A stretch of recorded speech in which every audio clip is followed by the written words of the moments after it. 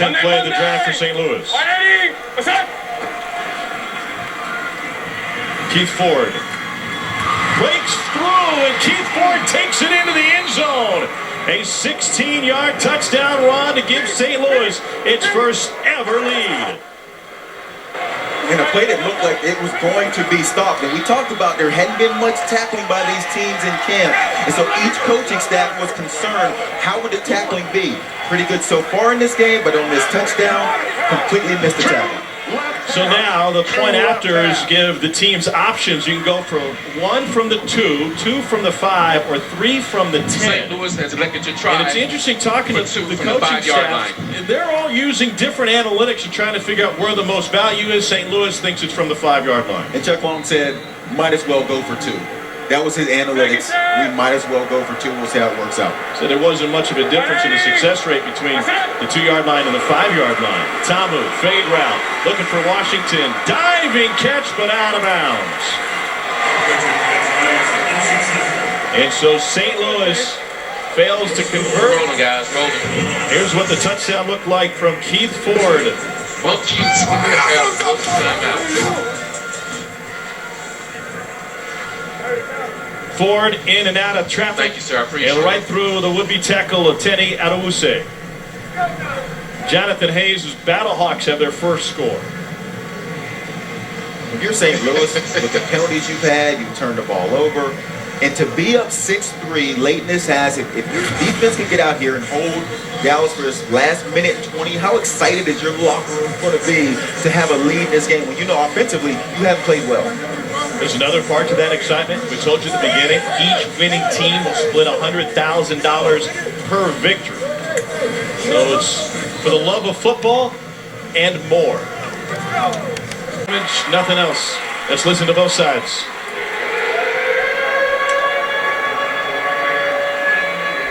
Let's go 11. Let's go H, bunch right. 502. Tell them again. Hey, tell them to rush. Just straight rush up front. Tell them to rush. Empty or rain. That's my favorite call I've ever heard. No, we're good. It sounds a little backyardish, doesn't it? Let's just rush them. 3rd and goal. 11th play of the drive. H bunch. There's your H in this bunch, and we'll see if the ball goes there. Tamu looking in zone. Back of it. It is touchdown. Caught. Touchdown, St. Louis. Alonzo Russell and a 9-yard strike from Tamu. Ruling on the field.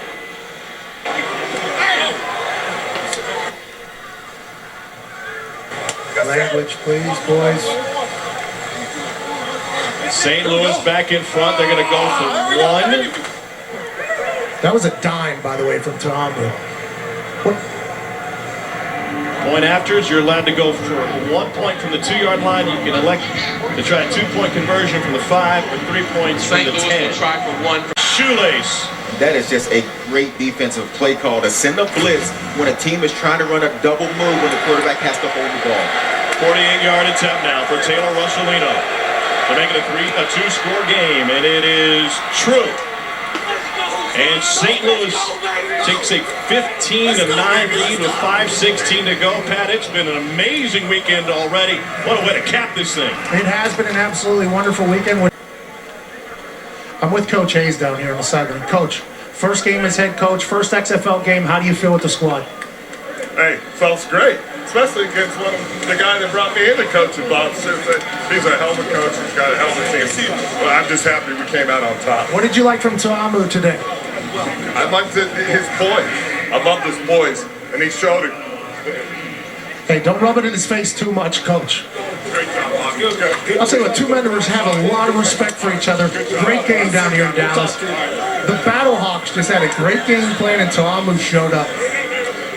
The surprise of the weekend that St. Louis is able to come on the road as 9.5-point underdogs and take down Dallas. If you're looking for positives for this Dallas team, Andrew Jones will be in action next week against Los Angeles.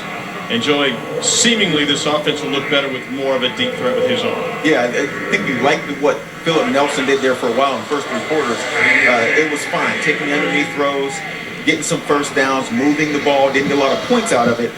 But it's in the 4th, when you need to go downfield, that's when you're in trouble when you're playing that kind of offense. And so Jonathan Hayes able to put together a 15-9 victory. St. Louis will stay on the road. They go to Houston next weekend. Jordan Ta'amu, the winning quarterback, standing by with Pat. Oos, it felt like you really hit a rhythm whenever you popped that long run. This second half was a completely different offense for you guys. What did you see out there? I just saw that they gave us the run all game, and showed in the yards that the running backs did. That started with the O-line, and receivers helped out a lot with just the outside screens and just taking what they give us, and that's basically it. You're 22 years old. This is your first professional ball. In early, was there any jitters? You felt pretty comfortable from the jump. Yeah, I was nervous, but at the same time excited, more excited, just to be able to play again and with the XFL. So this is the first year of many more years to come, and first game of many more games. So I'm excited and blessed. What's Coach Hayes like as a head coach? What was his message at halftime, and how is this going to contribute or continue throughout the entire season? Yeah, Coach Hayes is a wonderful coach. He knows what he wants, knows what he needs, and he told us at halftime, hey, we got to keep doing what we're doing. Defense makes plays, and offense just keep driving and keep running down their throat, and that's basically what we did. Started with the O-line, like I said. They did a wonderful job tonight. Incredible fade, incredible game. Congrats to you, young man. We can't wait to watch you this season. Ta'amu had a massive game today. Put the team on his back on numerous occasions. Terrence Garvin here, former NFLer, played his ass off on the defensive side of the ball. Tom, this Battlehawks team, 9.5-point underdogs, come away with a massive win in Dallas. Pat, you mentioned the fade. Jordan Ta'amu's hair looks better than when he got it shaved at New Mexico Military College, and his game, Joey, has progressed. He can now say he's a professional quarterback. He's got a start under his belt, and he's got a W under his belt. You can see he settled into this game. The couple throws he made in the fourth quarter for the touchdown, the Y out that they hit, were throws that are big time. On the money, on time, more importantly, and it started with the run. When you take an athletic quarterback like Tom, when he makes big play with his feet, all of a sudden they feel comfortable, and you can see the throws get better. 15-9, maybe not as much offense as the folks at Caesars had in mind, but enough for Jordan Ta'amu and St. Louis to win this road game. You see this throw down the field to the outside. You always throw the receiver to his outside shoulder so the defensive back can't get to it. It's a great throw to the sideline. And then stepping up, taking off, running, and watch the speed. He gets a first down, moving the chains. And again, this is a play call for a quarterback run, and it is just a foot race. Gets him inside the 10-yard line. Paid this off. What a great throw to the slant to Russell, who's 6'4", throws it up in the air, gets the foot in bounds. And St. Louis's offense, especially in that fourth quarter, was completely different. So if St. Louis wants to get off to a great start in this league, they'll have to win on the road. They go to Houston next, but couldn't ask for a better start than that. Bob Stoops returns after 3 years away from this game.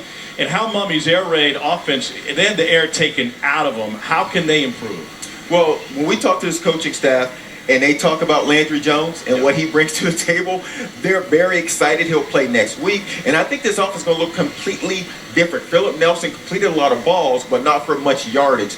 Look for Landry Jones to go downfield next week. What did we learn about the league as a whole, and what did we learn about some of the things that we're going to need to know when it comes to game planning in this league with the new rules and the clock situation?